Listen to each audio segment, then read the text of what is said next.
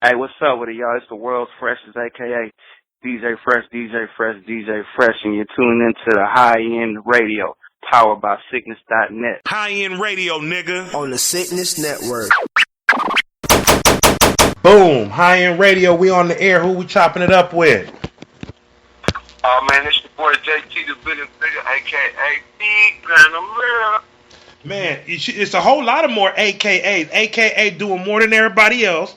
AKA Trapflix. AKA Cali's most motherfucker that's doing more than a lot of everybody else. Mm-hmm. Man, you know, coming out of them Fillmore streets, man, I come from the poor, broke, and the hungry, so I identify with the poor, broke, and the hungry. No matter if I got $1 million or if I got $10, I'm still with the poor, broke, and the hungry, and they love it and I love it, so we ain't gonna change up. That's what's happening, big homie. So check this out. Well, first of all, I'm from San Francisco, you know what I mean, Fillmore District, and my career started in '92, so that means a lot of y'all was born in '92. So, you know, it's already a miracle that I'm still cooking up shit, you know what I mean, 20-some years later. You know, I put on a lot of artists in the game, from San Quinn, Demo the Youngster, Septic Gapler, Player P, Bushy Mo, that was the first original. We was the first ones to do a compilation in the rap game. Then Herm Lou followed, then Master P followed with the West Coast Bad Boys. The marketing for Master P, I done all the marketing for P, showing him how to do the artwork on the inside of the album covers before they come out. So that was what you call pre-promotion. Before, you know, people would even know that something's coming, they could see it on the album cover. So that started with Players in the Game, GLP, San Quinn, Lion Direct. Well, get low players. Hold on now, let me not interrupt you. So it's funny. Correct. It's funny how a lot of people have gotten away from that type of promotion, and you were the person to initiate that. Man, speak on that. Oh man, it's a blessing, man. Cause you know, when you come from the streets, I just used. If I was a dope dealer, and I never was really successful at being no dope dealer. I tried to, but it didn't work out for me. You know what I mean? But it was like when crack cocaine came out. When I first seen my first crack, it was some niggas that was giving them bitches out. They was giving that shit out because it was so much of it, and people started getting hooked on it. Young niggas was even smoking that shit. I never got a chance to deal with the dab. I wanted to make the money. As you should. It was like pre-promotion. So when I did put it on the map in June of '92, that was an EP, but I was the first nigga to come back with an album. And in November 16th, I put out Don't Stop Till We Major. And it actually featured somebody from Hunters Point. At that time in '92, we was at war with Hunters Point. So for us to do a song with RBL Posse, they was hot already. They was buzzing. For us to do a song with them on my album called Frisco, Niggas Ain't No Punks, it kind of like, it did something, music did something that the streets could never do. It called off all the beat. We made it popular to squash the beats again. And then when I done that, you know, San Quinn was on it, Demo was on it, Sif was on it, you know, and he's my partners from the hood that didn't have their album yet. So when I did Players in the Game, 1 year later, that was my third project with Game Recognized Game on there. I put their albums on the inside of my Jeep because people was listening to them already. So when I seen that I got pre-orders for their albums off just my album, I'm like, boy, I'm going to just keep doing that. So when Master P doing his thing, you know, he wasn't really on yet. Right. He do a compilation. So he said, well, JT did a Fillmore compilation. Herm did a Frisco. I'm going to do a Bay Area compilation and get all them niggas. So he did the Big Boy compilation. But I was telling them, like, you know, Silk the Shocker and Lil Rick and them, you need to have their album covers on the inside. So he was like the first person that I was actually teaching. He was paying for it, but I was showing him how you do it. Right. You know, in 93, from 93, 94, I put out 10 albums. No young nigga ever did that before. So it was kind of like, it was amazing. But I was able to put all them albums out because I told people they was coming. So it was like a no-brainer. So when P started doing it in 95, which was like 2 years later, you know, he brought it down south, and then he started signing his little cousin, his auntie album cover, his brother album cover, his grandfather album. Right. Yeah. Right. Yeah. Even if that shit wasn't coming out for a year or two, he had him inside of that case.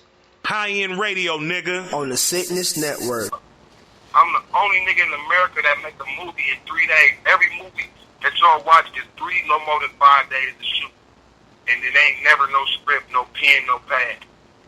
So I got blessed to carve out my own lane by the work that I put in. The movie's undeniable. Then starting Trapflix this year, all last year I was killing with the DVD. Then this year I come up with Trapflix. That just made me the motherfucker out here. You got to talk to JP if you want to get on in Atlanta. Boom. So check this. Now it went from me having to get approved.